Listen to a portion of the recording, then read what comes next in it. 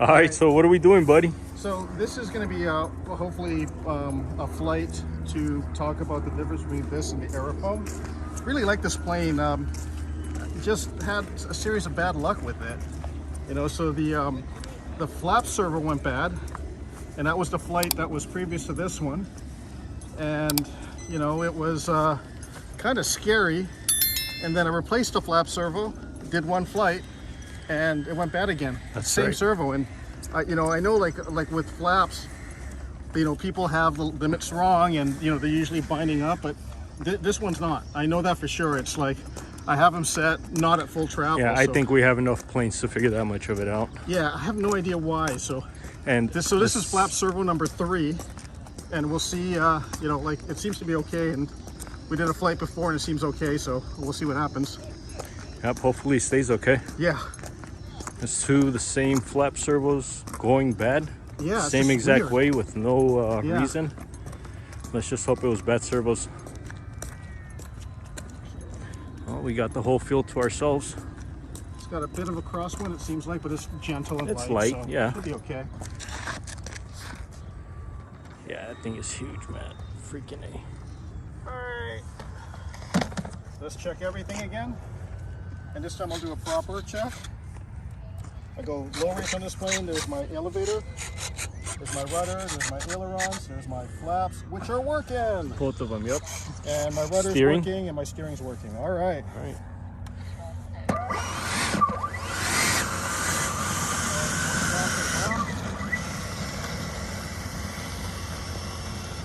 So on this plane, when I had the flap servo problems, I was talking to HSD, like, you know, sales guy or the rep guy, tech support, I guess.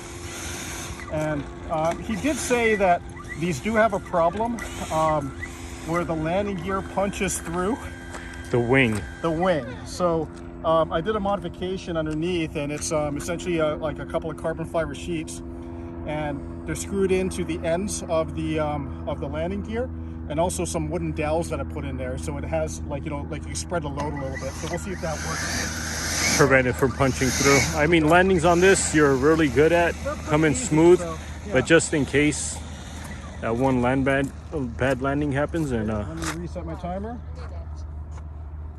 Reset. Okay, here we go. all right. That's half flaps.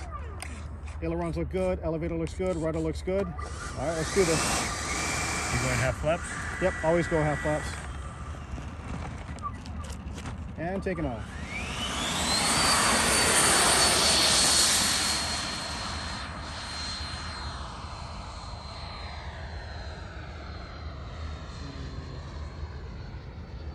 All right, down to 3/4 throttle.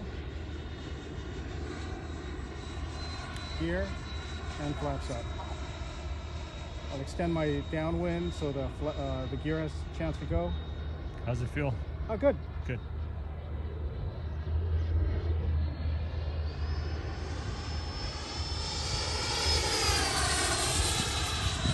What I like about this is this. The roll rate is awesome. Yeah, it is for a big plane It's like that. super maneuverable. Like the amount of elevator throw that I have on this thing is really good. The aileron throw is really good.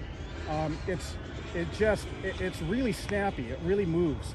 The Aerfoam MB339 is great. There's nothing wrong with it, but this one just, you know, after you fly this, it's like, wow. You know, you know, when it comes to these 120s and the 110s, 105s, they don't have the punch that the 80s do. So once you get used to that, it's a good flying plane. I think flying characteristic, this thing beats it. You know, beats the Yeah, because it's going Aerfoam. to be more skill, like, right?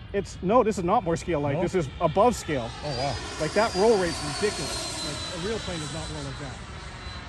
You know? Yeah, it is a lot of G-forces. Yeah. So I mean, for me, it's like I'm not all about scale flying. I'm about having fun with the plane. But that is Which a we nice. definitely do. Yeah. I mean, geez, that flies good. And this thing at half throttle. Let's do half flaps, half throttle.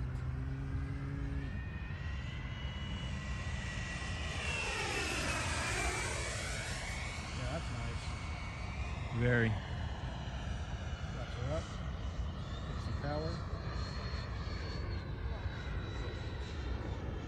Yeah, flying this thing like sort of more scale than you know, than I do is also fun too. I mean, it's just a really cool, you know, flying plane. Characteristics-wise, this beats it. This beats the MB339. The 339, I think, has a little bit more punch, a little bit more, you know, power, you know, but this thing has such a great wing that it's super maneuverable, but it still like lands really nice. Speaking of which, let's go ahead and land this thing. So I'm going to do gear. Gear pass. And let's see if we can do a gear pass. Flaps half. I see gear. Balloons there, yep, all three up. All right. We're coming for a land. Let's see if I can not screw up this landing. You good. Okay. It taxied out nice. 9, 8, flaps, 7, 6. You go full flaps or half flaps? Full. Full. 2, 1. Let's not forget how good that thing sounds too when it flies. There it is. Nice. And brakes. There's the brakes. Around. Good flying plane. Good flight. Yeah, this plane, it's pretty damn easy to land. So, I mean, honestly, like, if you take the rates down, you can almost use this as a trainer if you want to spend that kind of money. I highly doubt it. A jet trainer, or an EDF trainer. Oh, okay. Not a trainer. Not a trainer. But its flight characteristics are very good. It's just a little delicate, you know, with the foam. Yeah. It's just a little bit on the delicate side. Well, maybe that's what makes it fly good. That's exactly what makes it fly good.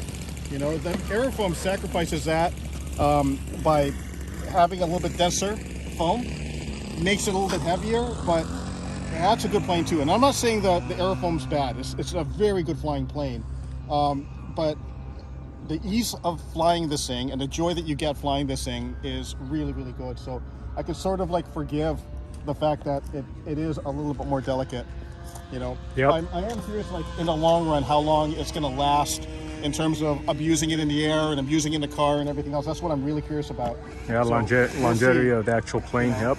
But no, I love it. So yeah, I mean, honestly, like, you're gonna get one of these two, I'd say get this one. The advantages to the 339 is it does land hotter, but the advantages are the parts availability. You can buy Parts. a tail. You can buy, you know, the body pieces aren't available for this unless you buy a $600 kit. They do have a lot of the smaller parts like linkages and the gear and that kind of stuff they have for this one, but the body parts they don't have. So if you break something, you know, you're kind of SOL. So I'm gonna get, like, for example, that the broken piece on that tail. I'm gonna probably just like fashion out a balsa and, you know, get somebody to do it. My good friend Simon will probably do that for me. So, all right. Anyways, that was it. That was a good flight. Good flight.